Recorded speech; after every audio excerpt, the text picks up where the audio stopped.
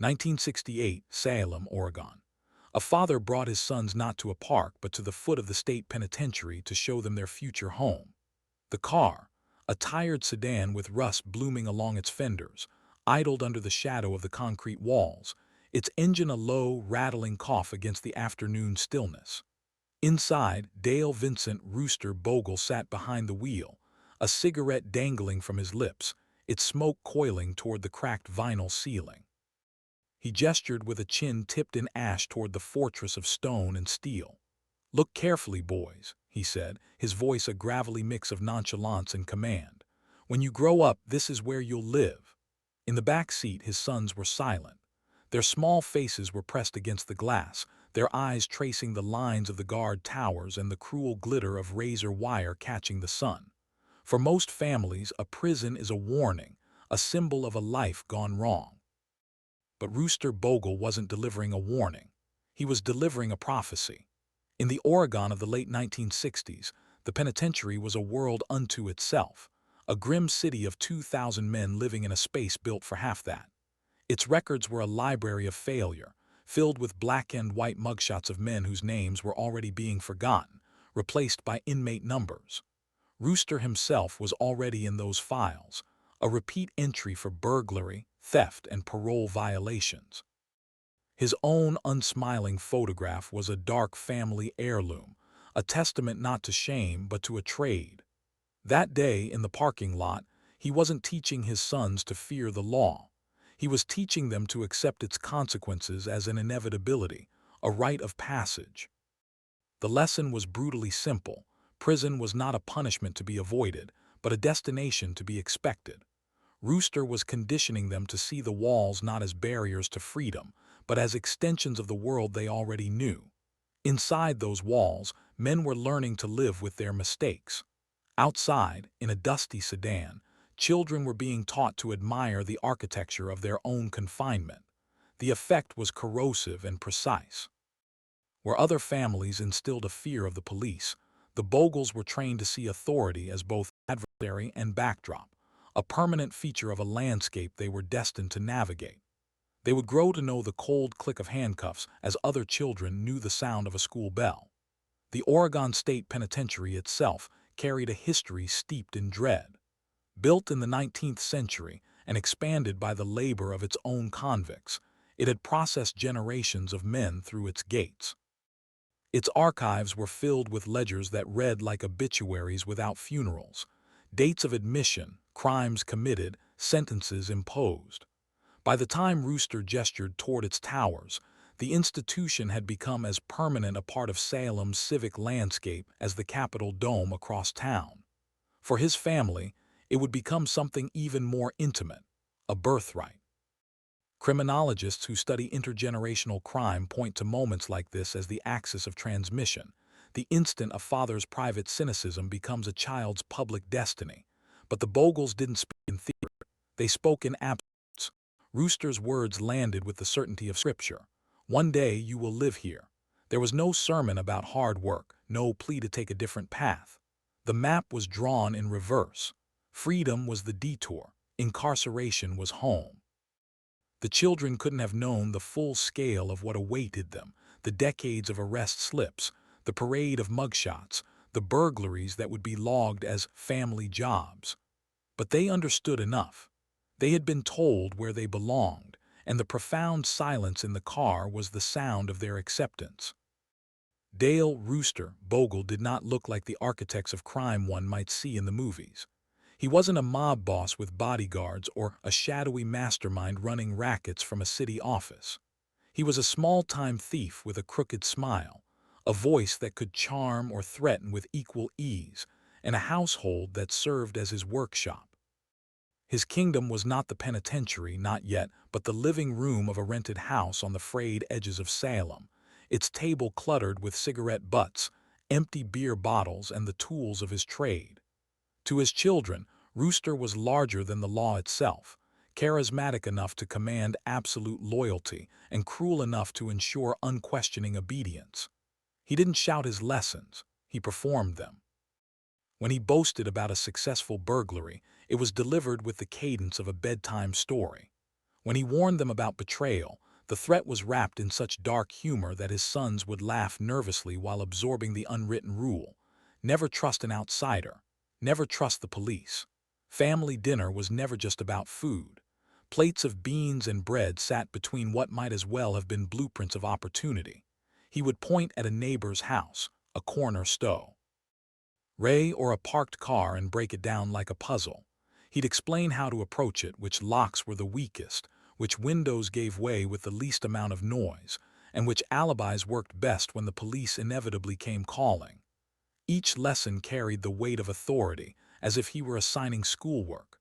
Only this homework involved breaking, entering, and deceiving. The apprenticeship was deliberate and methodical. He instructed his children in the art of lying the way other parents might teach them to read. Practice was essential. Look a man in the eye, tell him what he wants to hear, and never ever flinch. Truth was irrelevant, control was everything. When a child faltered, when a lie came out shaky or unconvincing, Rooster would ridicule him until the story flowed smoothly. When one succeeded, he was praised not for his honesty or character, but for the skill of his manipulation. But Rooster's influence extended far beyond lessons in theft, into the darkest corners of trust and violation. He systematically eroded the line between parental authority and exploitation, between affection and control. To prove their loyalty and ensure their complete submission, he ordered his sons into humiliating situations, including documented acts of a sexual nature. What should have been a parent's protection was replaced by calculated violation. By twisting intimacy into a tool of obedience, he ensured that no outside authority, no teacher, no officer, no judge, could ever command more influence over them than he already held. The house became a closed circuit of crime and abuse, a self-sustaining ecosystem where each lesson reinforced the next. Stealing from a store was no longer an act of rebellion. It was an exercise in family bonding. Standing up to a teacher wasn't defiance. It was practice in the art of intimidation. The very walls of their home seemed to absorb this grim curriculum. Every corner echoed with an unspoken syllabus. To be a Bogle was to prepare for arrest, to respect Rooster's word above all others, and to distrust any authority not stamped with his explicit approval. To an outsider, the house might have seemed ordinary, a modest dwelling, children underfoot, a father at the table. But to live inside it was to attend a school with no graduation, only a seamless transition to the institutions Rooster had promised them. The law wasn't waiting outside the door. It had already taken its seat at the family table, delivered not by police or courts, but by a father who believed his greatest inheritance was the certainty that his children would follow him into a cell. For most children in Salem, the neighborhood offered games: hide-and-seek among overgrown hedges, stickball in empty lots, dares whispered on humid summer nights. For the Bogle children, those same streets became training grounds. Where others saw a playground, they were taught to see a rehearsal space. Rooster's voice directed them like a conductor orchestrating a silent, creeping symphony. "See that house?" he'd ask, pointing toward a porch light flickering at dusk. "How many steps from the street to the door? Which windows stay dark after midnight?" The children would count, memorize, and report back, turning casual walks into surveillance exercises. To them, it felt like a challenge, a riddle to be solved. Yet every correct answer stitched them deeper into a reality where crime was ordinary, expected, and rewarded with a rare nod of paternal approval. Shoplifting became just another form of entertainment. At the corner stores and supermarkets in Salem, clerks grew wary of the surname. Police reports from the period document a steady rhythm of small thefts: candy bars, packs of cigarettes, tools from the hardware aisle, anything that could slip into a pocket or under a coat. For outsiders, these were petty crimes, nuisance offenses that barely registered. But for the Bogles, each successful theft was a badge of honor. Brothers would congratulate one another the way teammates celebrate a winning goal. Arrests, when they inevitably came, were treated not as a source of shame, but as an initiation, definitive proof that a child had officially entered the family trade. Inside the house, the practice continued long after dark. Rooster would assign scenarios like a teacher distributing pop quizzes. Pretend the police knock. What do you say? The children would take turns, spinning elaborate stories about where they had been, who they had seen, how they could prove their innocence. Rooster would correct them with surgical precision, pointing out a hesitation here, a misplaced detail there, the small mistakes that could expose them. Each revision honed their ability to lie with conviction, until deception became as natural and unconscious as breathing. Siblings trained together, competing for their father's approval, measuring their worth not by grades or athletic achievements, but by the audacity of their thefts and the smoothness of they. Our alibis. The bonds between them formed not around shared innocence, but around shared secrecy and complicity. They knew which drawers in which houses held loose bills, which backyard sheds kept tools unsecured, which neighbors left their cars unlocked overnight. Childhood maps of their neighborhood became blueprints for future burglaries, routes memorized not for games of tag, but for silent, moonlit entries yet to come. The community noticed. Stories began to circulate in Salem, whispers of children far too young for work, yet already intimately known to the local police. Teachers at their schools documented chronic truancy, petty theft from lockers, and constant classroom disruptions. But no report, no parent-teacher conference ever slowed the pattern. The name itself had begun to carry its own gravitational pull. Bogle became shorthand in the mouths of local officers, a surname scribbled in the margins of police logs long before any given child had earned their first official arrest. That reputation worked as its own kind of prophecy, sealing expectations before the acts themselves even occurred. What was missing from their childhood was as striking as what was present. There were no baseball leagues, no church choirs, no Boy Scout troops, none of the conventional markers of a normal American youth. Even the smallest, most universal joys, like skipping stones across a creek or sharing stories before bed, were overshadowed by lessons in theft and intimidation. For the Bogles, to be untrained in crime was to risk being unprepared for the world their father insisted awaited them. This was an education that came with no diplomas, only a growing collection of mugshots. When the Bogles first arrived in Salem, Oregon, it wasn't as pioneers seeking renewal or a fresh start. They came trailing a history of arrests, rumors, and itinerant survival that no change of address could ever erase. Salem in the 1970s was a city caught between two eras.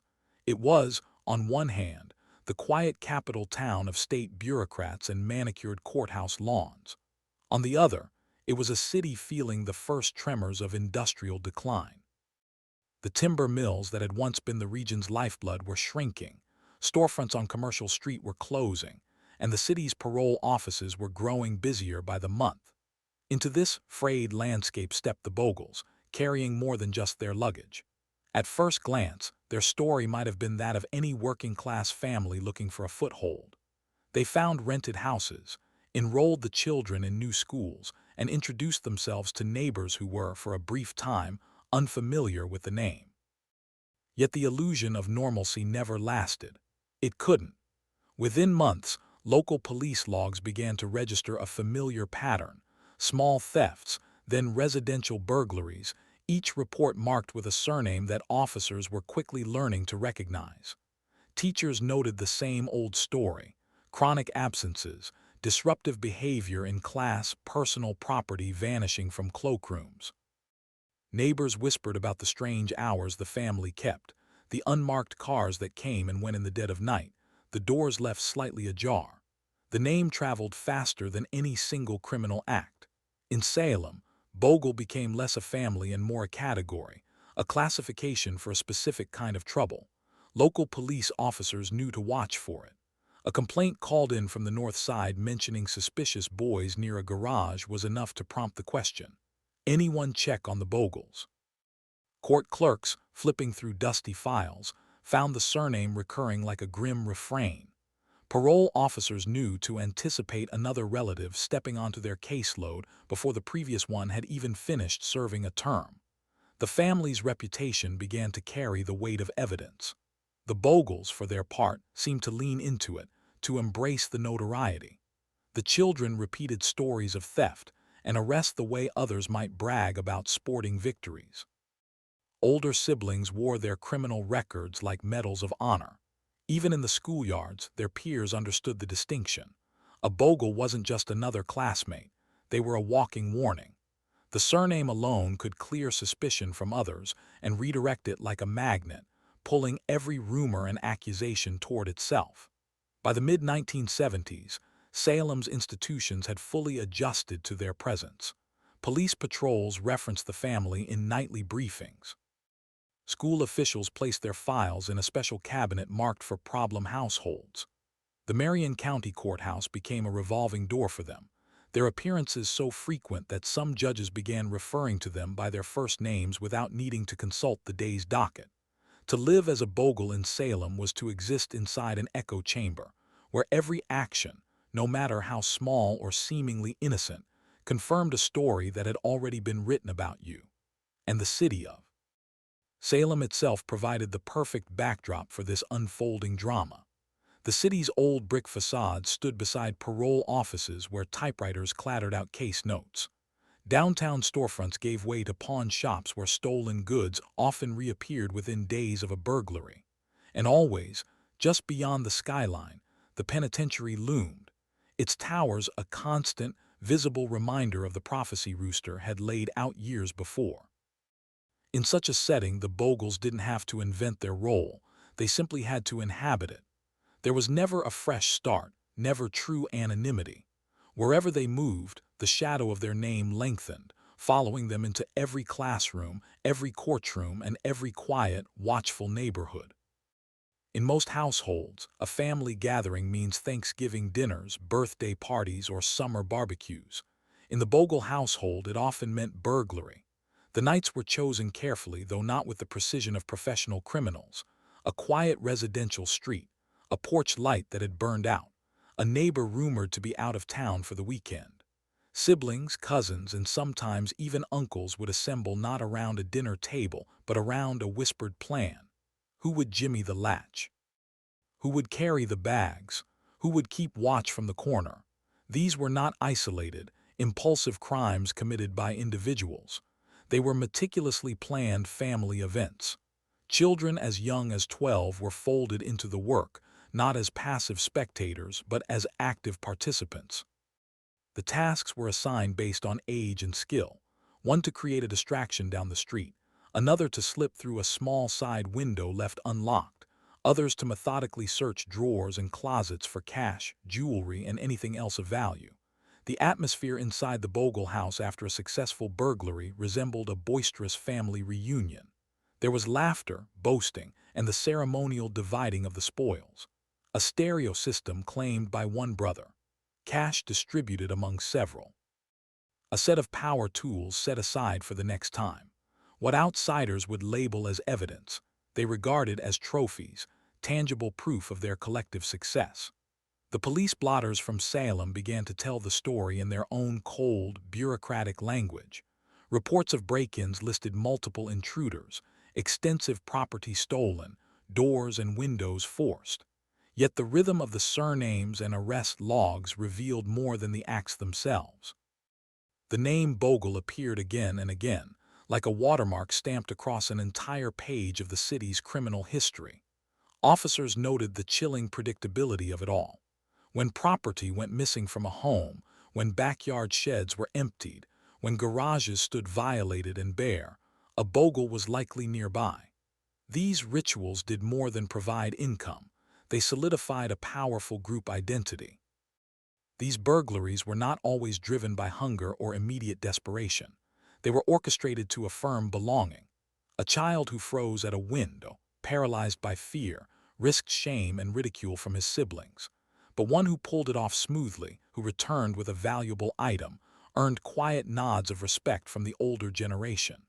The lessons embedded in these nights went deeper than material gain. They were initiations, proving one's loyalty to the family first and the law last. Neighbors learned to fear the pattern. Rumors spread of entire homes being emptied in a single night, of families who awoke to find their clothing, appliances, even the bedding from their beds gone. Insurance agents in Salem knew the surname. Shopkeepers kept a mental list of who to watch when they entered their stores. The name itself became shorthand for violation.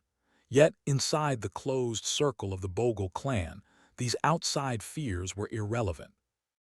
What mattered was that everyone took part, that the clan moved as one, that a burglary was less about need than it was about ritual. The gatherings often ended in the same place. Back at the house, doors locked, curtains drawn, the loot spread across the living room floor. Arguments sometimes broke out over who had carried more, who deserved the better cut. But even these disputes reinforced the central, unspoken rule: crime was the family business. If one member was arrested, another would carry on. If several were caught, the others were responsible for hiding or selling the stolen property. There was no separation between kinship and criminality. They were one and the same. For the children, this was the only form of family cohesion they ever knew. Where other households gathered for picnics or board games, the Bogles convened under the cover of moonlight, the thrill of trespass and shared risk binding them together. These were their formative memories, etched not in family photo albums but in the cold, hard lines of police reports. A burglary wasn't just a crime, it was a family reunion. Among Rooster's children, it was Bobby who seemed destined to embody he family prophecy most completely. From an early age, he displayed the potent mix of bravado and recklessness that drew admiration inside the family and suspicion outside of it. His teachers noted his chronic absences long before his 12th birthday. The Salem police noted his name soon after. For Bobby, dropping out of school wasn't a failure. It was the logical conclusion of the lessons he had already been taught at home. School was a distraction from his real education. His first arrests were for petty thefts that barely registered on the criminal scale. A pocket knife taken from a hardware store display, cartons of cigarettes lifted from a gas station counter. The police treated them as typical juvenile missteps, generating more paperwork than punishment. But each report carried the same surname, and each time Bobby returned home not to a scolding, but to what amounted to applause. Rooster would remind him that a Bogle gets caught because a Bogle tries harder than anyone else. The message was clear. Being noticed by the police was not shameful. It was proof of belonging, a sign that you were actively participating in the family's defining narrative. As adolescence bled into early adulthood, the charges against him inevitably escalated. Burglary became his specialty. Garages, small businesses, homes left unattended during the day, he targeted them with a casual indifference that unnerved investigators. The court records in Marion County began to stack up with an almost seasonal rhythm: arrest in the spring, an arraignment in the summer, probation by the fall, and a violation by winter. Judges learned his face. Court clerks learned his signature. The courthouse was not a place of dread for Bobby, but a second home, a familiar room where he would nod to the same officers who had arrested him before and shrug at the sentences handed down. The cycle became mechanical, a grim, self-propelling machine: arrest, booking, release. Each condition of his probation was ignored, each parole meeting postponed, each violation bringing him right back before the same weary judge. To outsiders, this looked like a pattern of relentless self-destruction. It was just routine. He would joke with the arresting officers, trade stories with his fellow inmates in the county jail, and treat each new conviction like another page being added to the family ledger. It was Bobby himself who gave the phenomenon a name. "We call it the curse," he told one reporter years later, his tone half resigned, half proud. The words rolled off his tongue as if he were describing a genetic trait like eye color or height. For him, the Bogle curse was not something mystical or even particularly tragic. It was a simple confirmation of his identity. He didn't believe he could escape it. More troubling, he didn't seem to believe he should. To betray the curse would be to betray the family, to reject the very thing that made him a Bogle. Court transcripts from his many hearings echo this defiant posture. When judges warned him to straighten out his life, he would smirk. When prosecutors recited his long list of prior offenses, he would listen with the detached interest of someone hearing their own family history being read aloud. The courtroom itself became a stage on which he played the role that had been written for him since childhood, the role of the unrepentant repeat offender who carried his surname like a brand. Even prison time failed to alter the script. The state penitentiary held no terror for Bobby. He had seen it from the car window as a child. He had been told it was his destiny. Inside, he recognized cousins, uncles, and neighbors who had all walked the same well-trodden path. Far from isolating him, incarceration simply folded him deeper into the Bogle identity. Each cellmate who shared his last name was another confirmation of his father's prophecy. Tracy Bogle never pretended he had been misled. Unlike his brother Bobby, who spoke of the family curse with a kind of crooked, romantic grin, Tracy's words carried no laughter. His reflections, captured in later interviews, were stripped of all pretense, as if he had long since abandoned the need to disguise what his childhood had truly been. "We learned everything we needed in our father's house," he once stated. It was not an apology. It was not an excuse.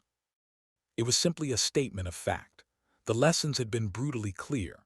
When other children were being told not to lie, Tracy was being taught how to do it convincingly.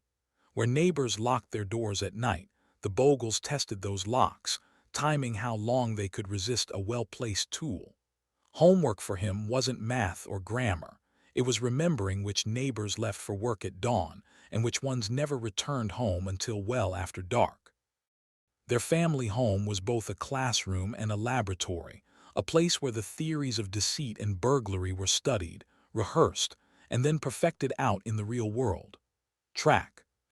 Y recalled the first time he was asked to stand lookout. He was barely a teenager, shifting nervously at the corner of a darkened residential street, his heart pounding in his chest.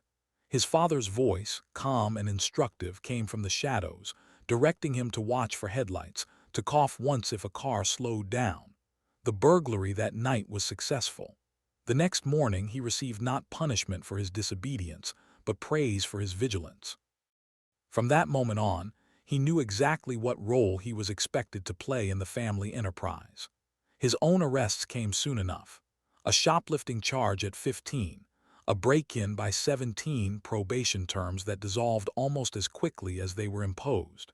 In courtrooms, Tracy would listen as prosecutors listed his growing record, but he knew the real education had already taken place, at home, under Rooster's careful guidance.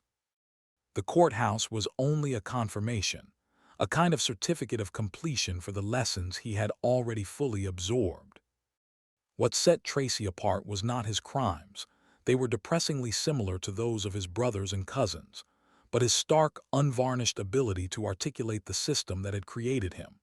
He recognized the inheritance plainly, describing it as a pedagogy of deviance, a trade passed down from father to son just like carpentry or mechanics. "Everything we needed," he would repeat, as if listing the basic tools of the job. His father had shown him how to watch, how to wait, and how to take. There was no ambiguity in the curriculum, no contradiction between what was preached at home and what was practiced on the streets. Yet this chilling awareness did not grant him the power to escape.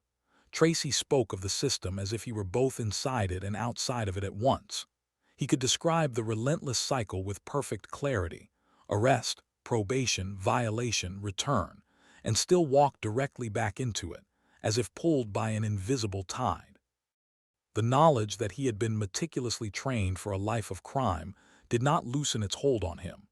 If anything, it seemed to tighten it, making any deviation from the established pattern feel like a profound betrayal of the family itself.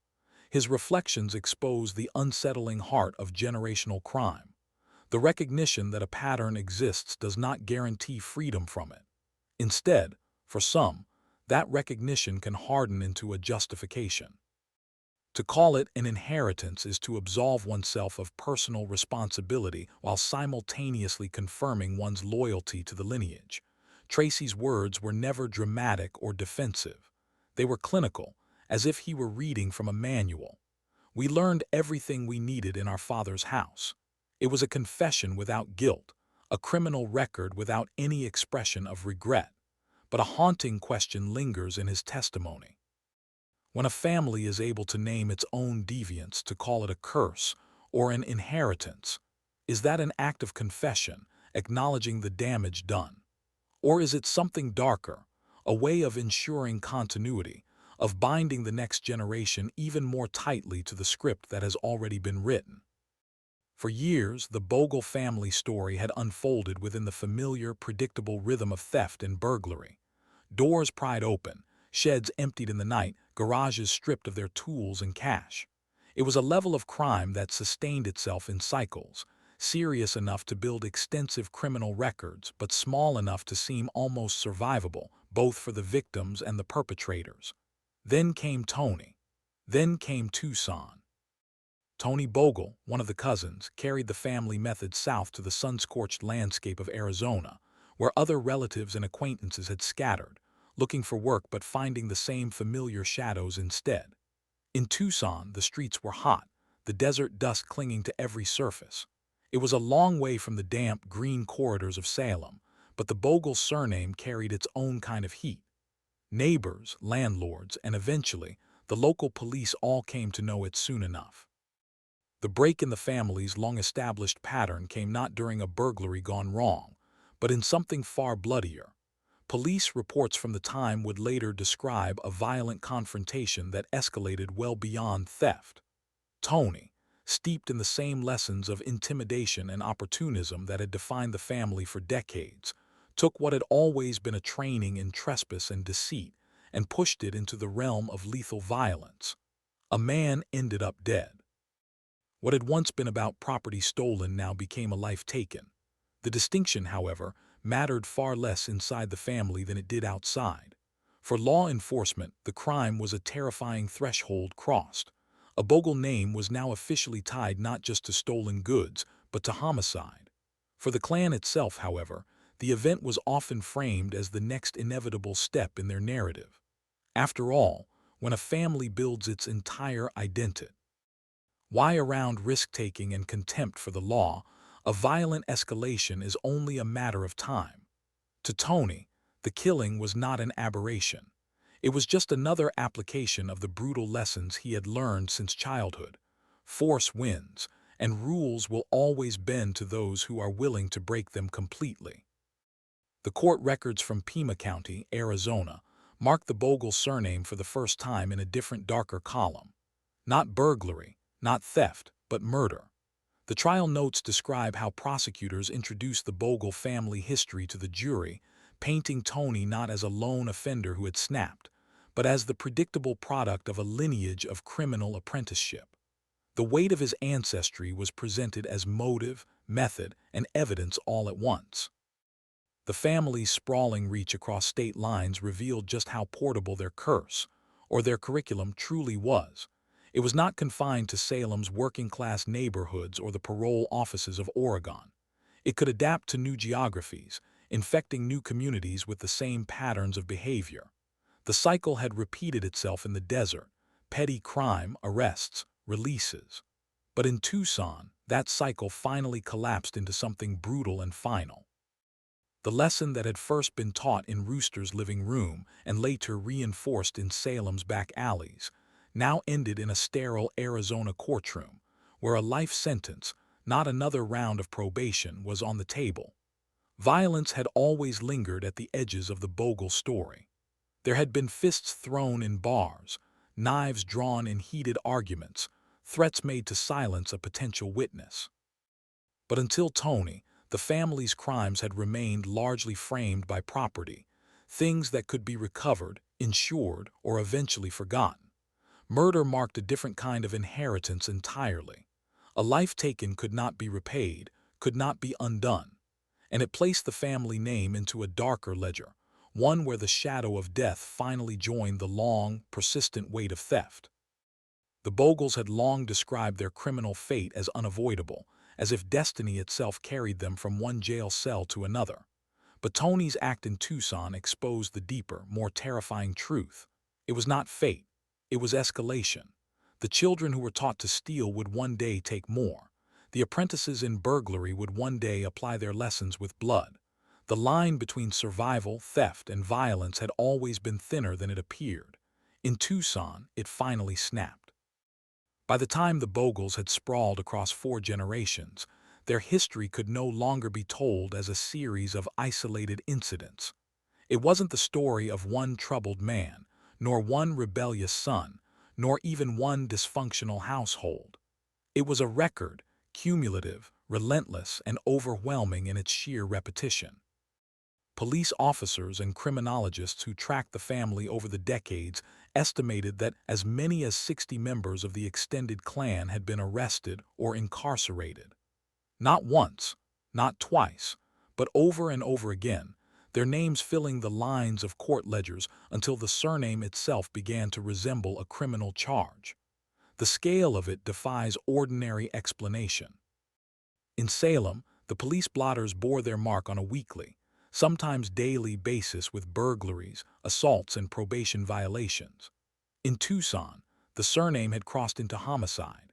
In the smaller towns across the Pacific Northwest, where various cousins had settled, local newspapers documented a steady stream of arrests for fraud, drug offenses, and stolen cars. The Bogles did not represent a single branch of troublemakers on a larger family tree. They represented a dynasty of deviants. Law enforcement officials began to speak of them as if they were an institution unto themselves, a family business whose only product was recidivism. Journalists who investigated the Klan in the 1980s and 90s reached the same startling conclusion.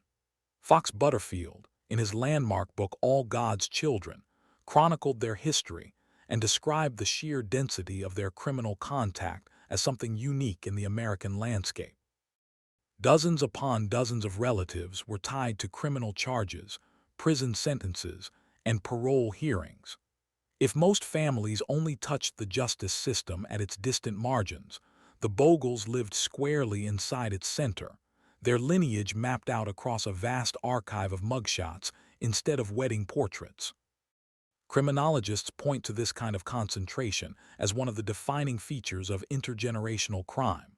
Studies have consistently shown that a small fraction of families account for a disproportionately large share of arrests and convictions in any given community.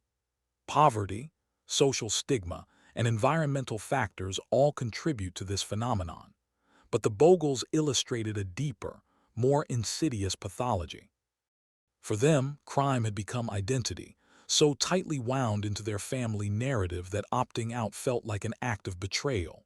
Where other families passed down heirlooms, recipes, or crafts, the Bogles passed down booking slips and parole conditions.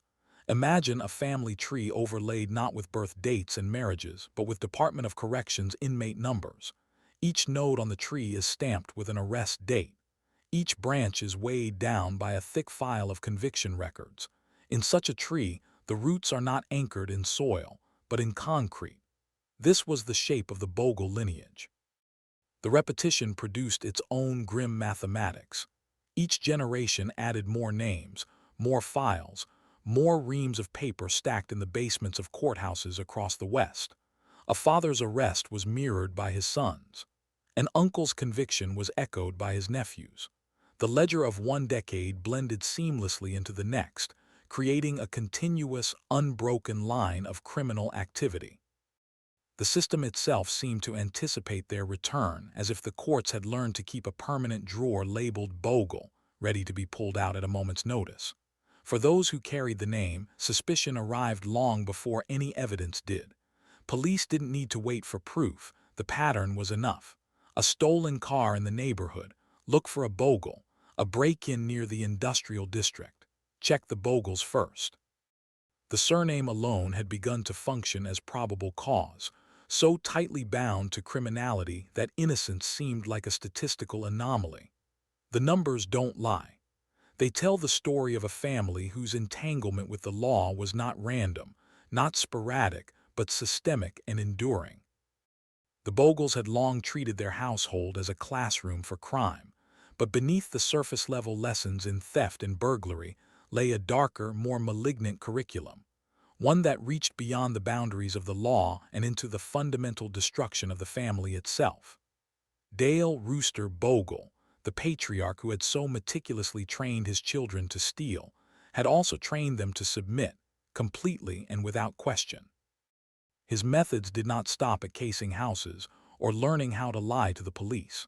They entered the most private space of intimacy, a space where loyalty was tested through acts of profound humiliation. Reports from journalists and details from court documents describe incidents too stark to be mistaken for anything other than what they were. Rooster ordered his sons into sexual acts, collapsing every conceivable barrier between protection and exploitation. What should have been a father's sacred duty to safeguard his children was twisted into a weapon of absolute control, binding them to him not only through shared crime but through shared trauma. In this household, obedience was measured not by a willingness to steal, but by a willingness to surrender one's own autonomy under his command. It is difficult to describe such violations without recoiling. Yet, to omit them is to fundamentally misunderstand how the Bogle dynasty functioned. The family's cohesion was not maintained by burglary alone. It was enforced by a form of control that reached into the most private corners of childhood, leaving psychological scars that would shape their identities as deeply as any prison sentence ever could. In this way, the abuse was not separate from the crime.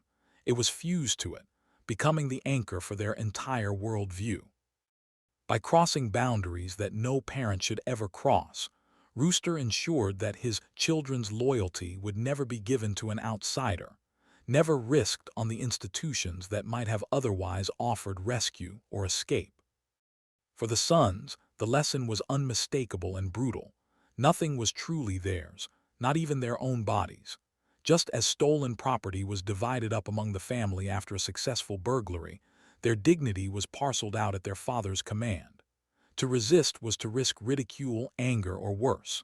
To comply was to remain inside the protective, albeit toxic, circle of the clan. The betrayal of trust that should have formed the foundation of family life instead became the currency of control.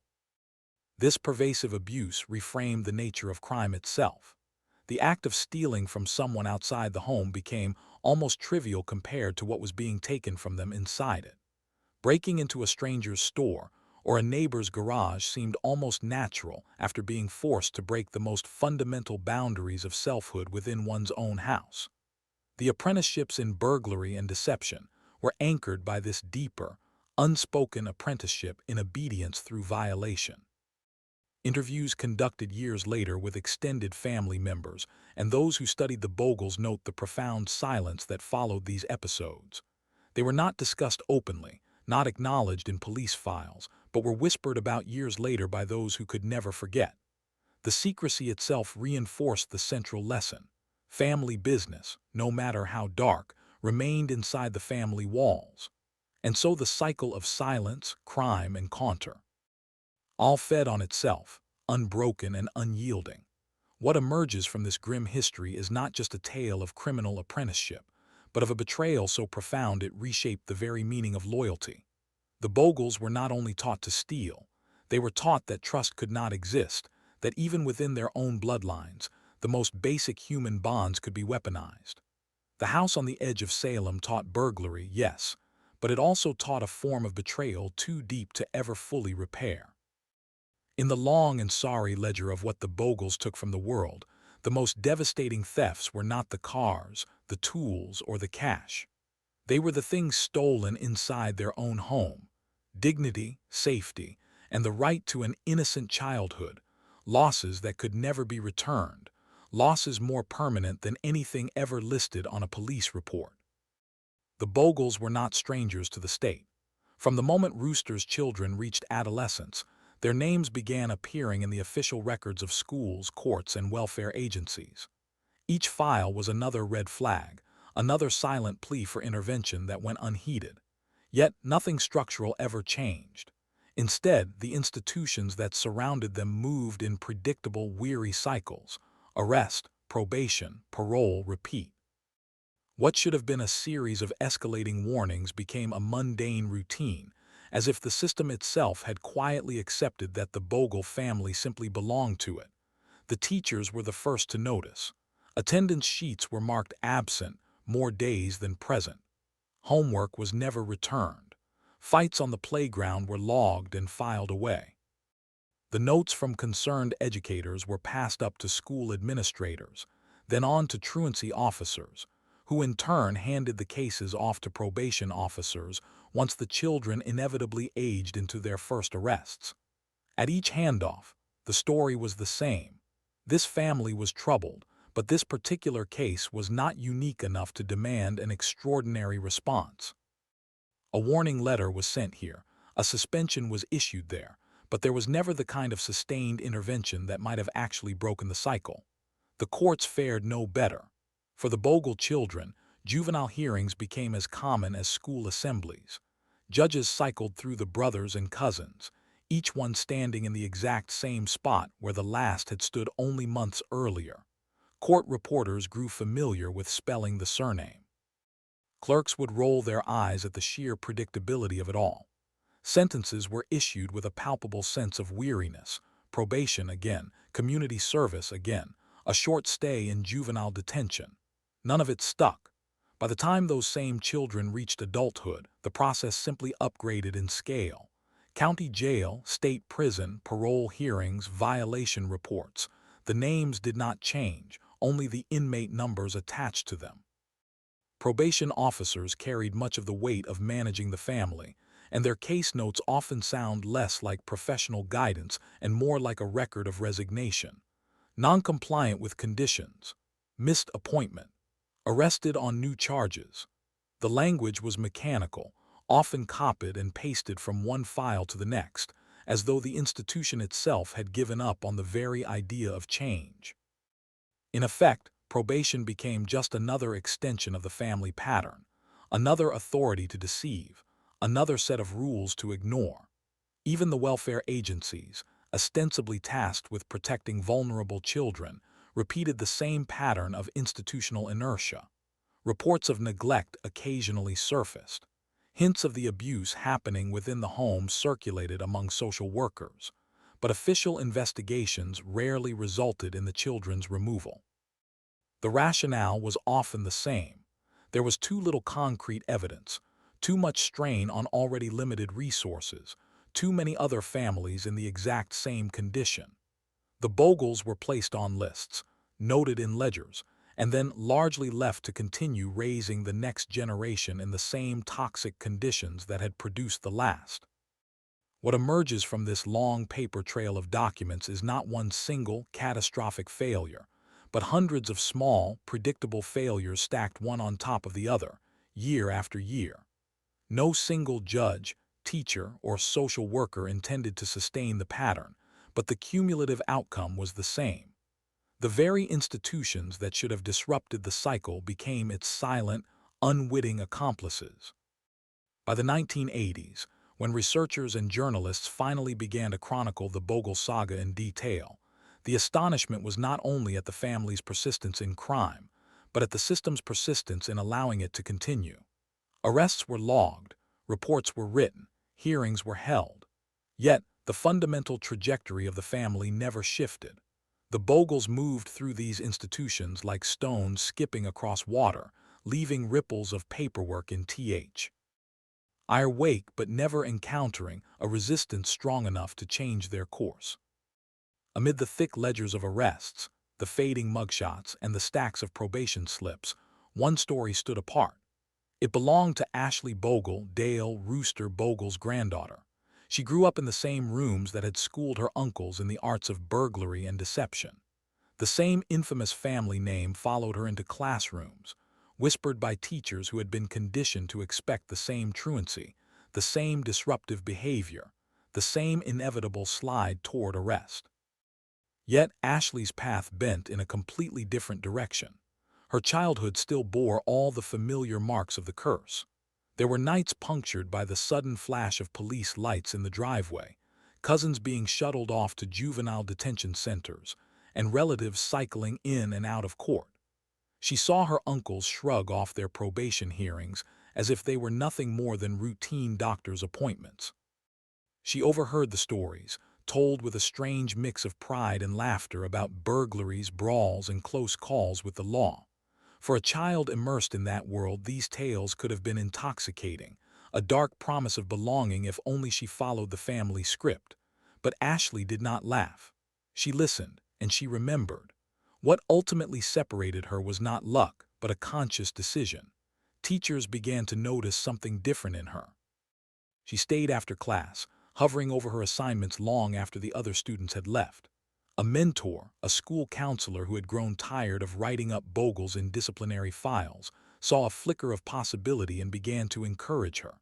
There was talk of scholarships, of a life beyond Salem, of opportunities that seemed to exist in a different universe. At first, the words sounded foreign, as if they were meant for someone else entirely. No one in her family had ever spoken of college. Court, yes, jail often, but never college. Distance became the key. Ashley began to imagine a life beyond the city limits of Salem, away from the streets where her surname carried the immediate weight of suspicion. Friends and mentors offered her a glimpse of another kind of script, one that involved study, advancement, and a sense of dignity earned not through defiance, but through discipline. It was not an easy path. Each day she spent in that house still meant watching the chaos of arrests and arguments unfold around her. Each visit from a police officer was a stark reminder of what she was supposed to become, but her choice solidified. She would not be another line in the police blotter. When the time came, she left. College became more than just an education for her. It was a form of self-imposed exile, a deliberate rupture from the powerful gravitational pull of her name. On that campus, miles away from Salem, she was not a Bogle. She was simply Ashley. No one looked at her as a potential suspect. No one told her that prison would one day be her home. The suffocating silence of suspicion lifted, and in its absence, she discovered something her family had never been able to offer her: possibility. Her graduation sealed the break. While her cousins were lining up on court benches, Ashley walked across a stage. Where their names had been called out in legal hearings, hers was spoken before an audience in celebration. A diploma was placed in her hand, a single piece of paper that did not threaten, did not condemn, but affirmed. It stood in stark, defiant contrast to the generations of court documents that had defined her family for nearly a century. Her achievement did not erase the family's history. The arrests, the abuse, the betrayals, all of it remained. But it carved a gap in the continuity, a profound breach in the chain that had bound the Bogles for decades. One step outside the house had managed to sever 4 generations of expectation. Ashley's story is not told with triumphal fanfare. It is told in quieter tones. The story of a young woman who refused what she was taught, who resisted a curriculum disguised as family, and who proved that escape, however difficult, was possible. When journalists and criminologists turned their full attention to the Bogle family, they did not see an isolated phenomenon. They saw a living case study. The Bogles, with their 4 generations of arrests, convictions, and incarcerations, embodied something that researchers had long suspected, but had rarely seen illustrated with such devastating clarity. Crime, like a trade or a craft, often runs in families. Major studies conducted across the United States and Europe have repeatedly confirmed this unsettling pattern. A small fraction of households in any community often account for a disproportionately large share of criminal convictions. In some jurisdictions, as few as 5% of families are responsible for nearly half of all arrests. The Bogles fit this pattern with almost statistical perfection. A H.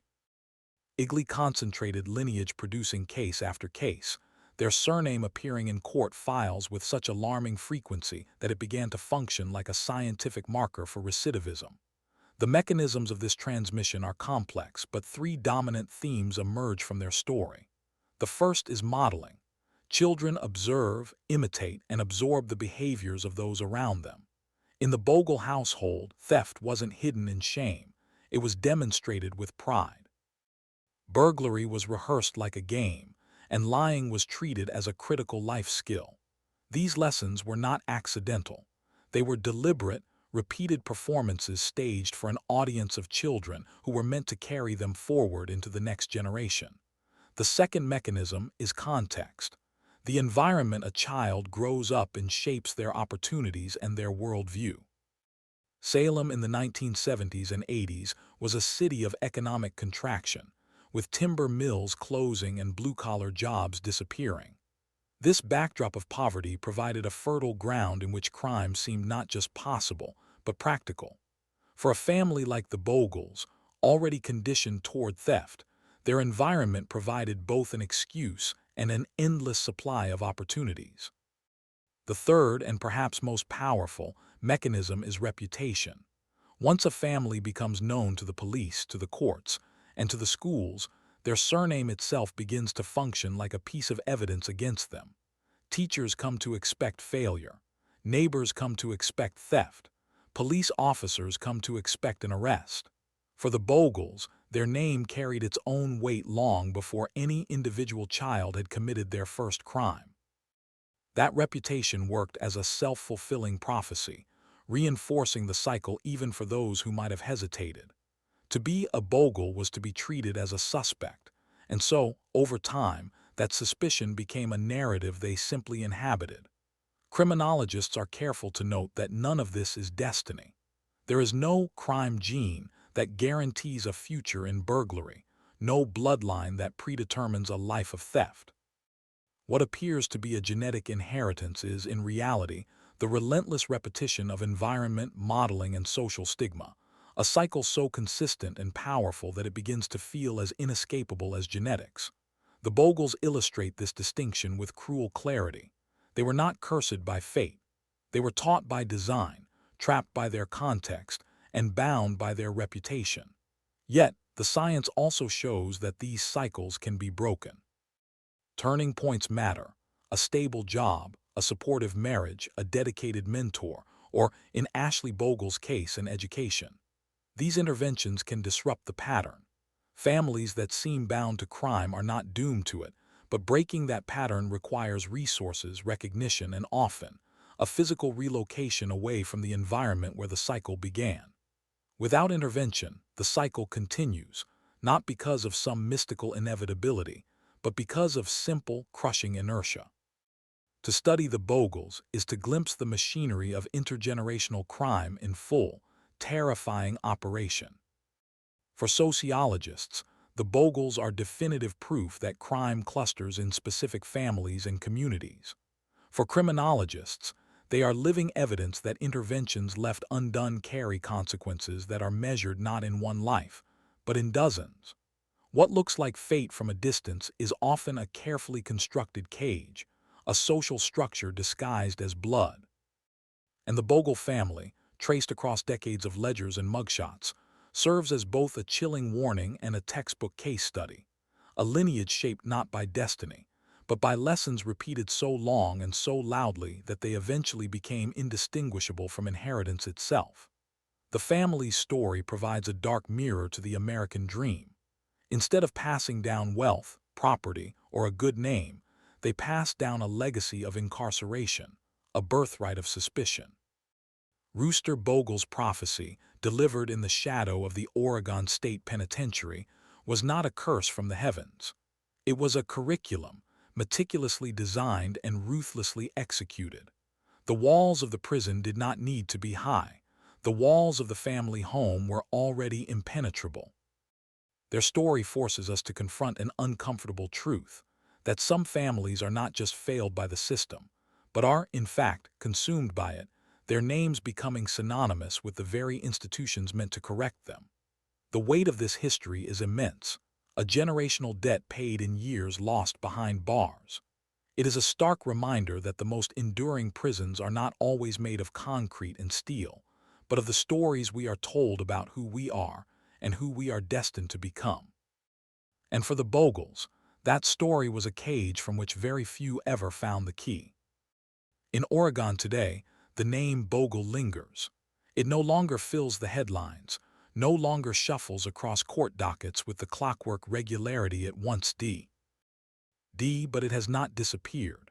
The surname still carries weight, whispered in the corners of parole offices, remembered by retired police officers and recalled in those Salem neighborhoods where doors were once double-locked out of long-ingrained habit. For some of the descendants, that legacy is a ghost they cannot shake. A few now live quiet lives, working steady jobs, raising their own children, and trying to outrun a history that follows them even in silence. They avoid the courthouse. They steer clear of the streets where their fathers and uncles once prowled in the darkness. Yet, even for them, simple introductions can still carry a sting.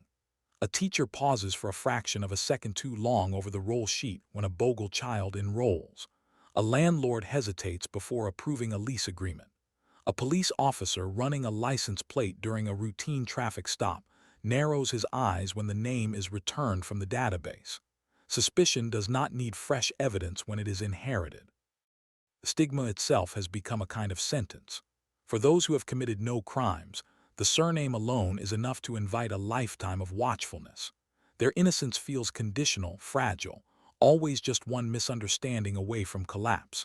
It is as though every descendant bears not only their own shadow, but the long, dark silhouettes of the uncles, cousins, and grandparents who filled prison cells long before they were ever born. In the basements of county courthouses, the paper trail remains.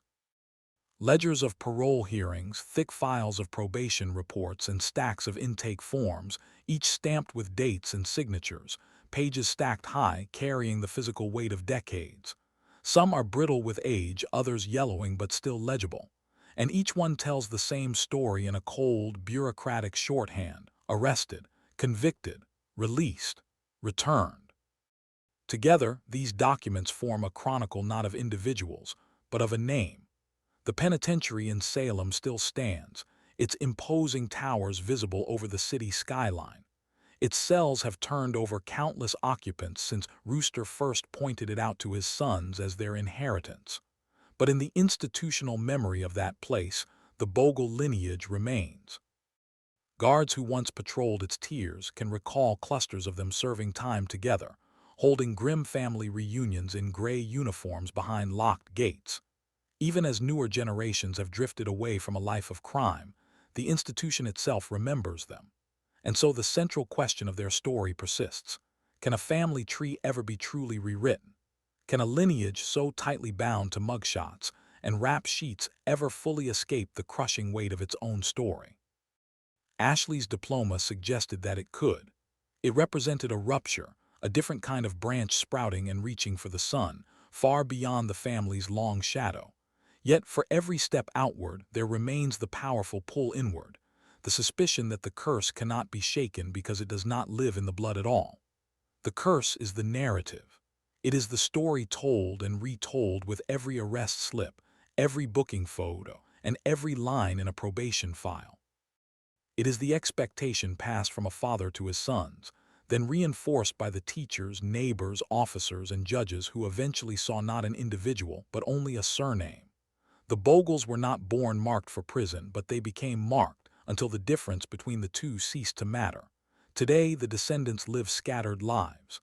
Some have chosen silence, refusing to speak of the past. Others speak of it carefully as a cautionary tale. Their houses are quiet. Their children play games that are unrelated to burglary. Yet, the name remains, a relic from a past that can never be fully discarded. The curse was never in the blood. It was in the story, inscribed in official records, repeated in courtrooms, and whispered in neighborhoods until it became an undeniable truth. And as long as that story is remembered, the silence of a Bogle name will continue to carry the weight of 4 generations, a weight as heavy and as binding as any chain. The story of the Bogles serves as a grim testament to the power of a narrative to shape reality. For them, the narrative of criminality was so powerful, so all-encompassing, that it left little room for any other possible identity. They were cast in a role before they could even speak, and the world around them provided the stage, the props, and the audience to ensure they played their part. It's a haunting reminder that the stories we inherit, from our families and from society, can become prisons of their own. Breaking free requires not just an act of will, but the creation of a new story, one powerful enough to overwrite the old. For Ashley, That new story was one of education and escape. For many others, the old story proved too strong, its pages already filled with a future that felt preordained. The final legacy of the Bogle family is not Jew. It's a tale of crime, but a cautionary lesson about the enduring power of reputation and the quiet, systemic failures that allow such legacies to take root and flourish, generation after generation, until the lines between choice and destiny blur into an indistinguishable tragic gray. The silence that now surrounds the name is not one of peace, but of weight, the weight of a history that, for some, will never truly be over. What does it mean for a family to be defined not by its accomplishments, but by its rap sheets? The Bogle saga forces us to confront this question head-on. Theirs is a story that unwinds like a frayed electrical wire, sparking with danger at every turn. From Rooster's chilling prophecy in the shadow of the penitentiary to Tony's deadly escalation in the Arizona desert, the family's trajectory seems almost mythological in its tragic arc. It is a modern American epic, but one written in the language of police blotters and parole violations.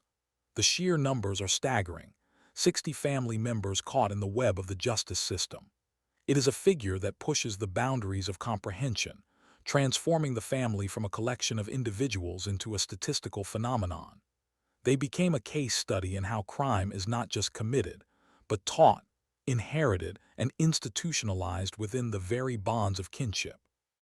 The family home, which should be a sanctuary, became a school for felons. The father, who should be a protector, became the chief instructor in a curriculum of deviance. And the community, which should have intervened, instead became a weary audience to a multi-generational tragedy it could not, or would not, stop. The institutions of society, schools, courts, social services, did not fail the Bogles once. They failed them repeatedly, predictably, across decades.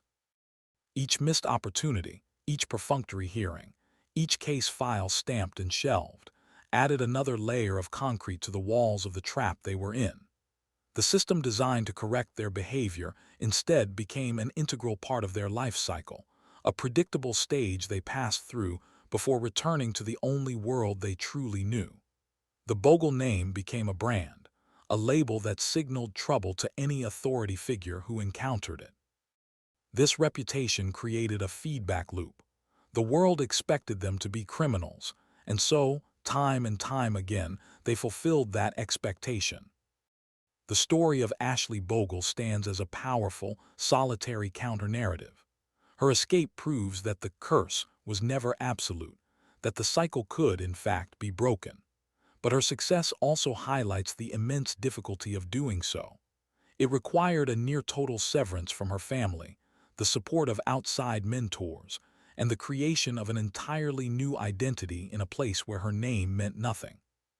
Her story is the exception that proves the rule, a rule that says that without a powerful external intervention, the inertia of a family's history is almost impossible to overcome. The darker elements of their story, the deep-seated abuse and psychological manipulation, reveal that their criminality was intertwined with a more profound trauma. The lessons in burglary were built upon a foundation of violated trust, teaching the children that the world, both inside and outside their home, was a place without safety or sanctuary. This fusion of crime and trauma created a bond that was incredibly difficult to break, as loyalty to the family became synonymous with silence about its darkest secrets. Today, the Bogle legacy is one of absence as much as presence. The silence of the younger generations is a testament to their desire to escape the past, but the weight of that past remains in the archives of the state and in the memory of a community that has not forgotten. The penitentiary still stands, a monument to a prophecy fulfilled for so many. The story of the Bogle family is a chilling reminder that the most enduring legacies are not always those of wealth or success, but sometimes of failure, passed down with the same care and intention as any inheritance. It is a dark chapter in the history of the American West, a story of how a single family became a dynasty of crime, and how the seeds of one man's cynicism could bloom into a forest of prison cells for generations to come. For generations, dozens of arrests, a family tree that reads less like a record of births and marriages and more like a roster of parole hearings and mugshots. The Bogles of Oregon carried a reputation so heavy that suspicion arrived before evidence, so enduring that their surname still lingers like a quiet echo in court files and old police reports. One granddaughter, Ashley, broke away, her diploma standing as a defiant monument where 4 generations of her family had only court documents. But for the rest, the legacy remains, not a curse written in blood, but a story, told and retold with every arrest slip until even silence began to carry the weight of suspicion. And this is the unsettling truth at the heart of their story. Prisons don't just hold individuals. Sometimes they hold entire families, capturing them generation after generation, until crime itself becomes the only language, the only tradition passed down. If you found this story haunting, subscribe to the Seventh Mark. Ring the bell so you never miss the next dark chapter of history we uncover. And tell us in the comments, do you believe a family can ever truly escape a story that has already been written for them? Until next time, remember that history keeps its darkest secrets in the places we rarely think to look.